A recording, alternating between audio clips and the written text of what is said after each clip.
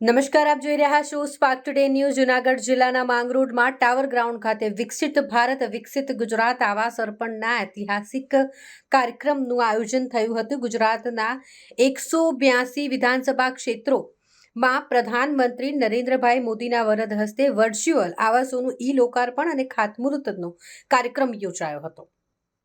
પ્રધાનમંત્રીએ લાભાર્થીઓ સાથે વર્ચ્યુઅલ વાત કરતા લાભાર્થીઓએ તેમનો આભાર માન્યો. માંગરોળ 89 વિધાનસભા માંગરોળ માળિયા ધારાસભ્ય ભગવાનજીભાઈ કરગઠિયા તથા ભાજપના રાષ્ટ્રીય અગ્રણી વેલજીભાઈ મસાણી, ડેપ્યુટી ડીડીઓ, તાલુકા પંચાયત પ્રમુખ સહિતના મહાનુભાવો, આગેવાનો તેમજ વિશાળ સંખ્યામાં લાભાર્થીઓની ઉપસ્થિતિમાં આ કાર્યક્રમ યોજાયો હતો, જેમાં આ યોજનાના લાભાર્થીઓને ચાવી વિતરણ કરવામાં આવી. 89 વિધાનસભાના 2000 જેટલા લાભાર્થીઓને આ યોજનાનો લાભ મળ્યો છે.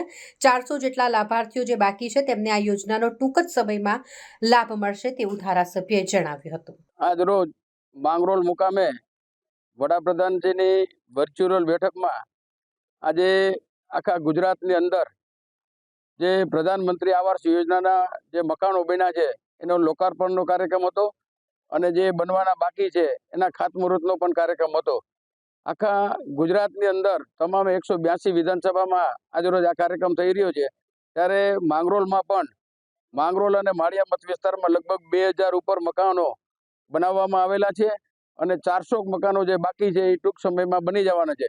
એટલે આ સરકારનો, ગુજરાત સરકાર અને કેન્દ્ર સરકારનો ધ્યેય છે કે કોઈ પણ ગરીબ માણસ આ ગુજરાતની અંદર ન રહેવો જોઈએ અને દેશની અંદર પણ ન રહેવો જોઈએ.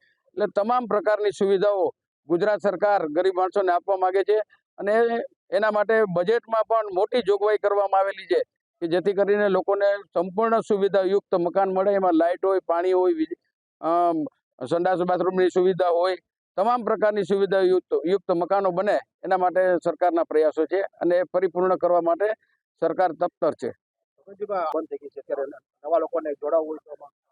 આવાસ યોજનાની સ્કીમ પૂરી થઈ ગઈ પણ નરેન્દ્રભાઈએ બજેટમાં મોટી જોગવાઈ કરી છે કેન્દ્ર સરકારે અને આગામી 5 વર્ષ સુધી આ યોજનાને લંબાવવામાં આવી છે.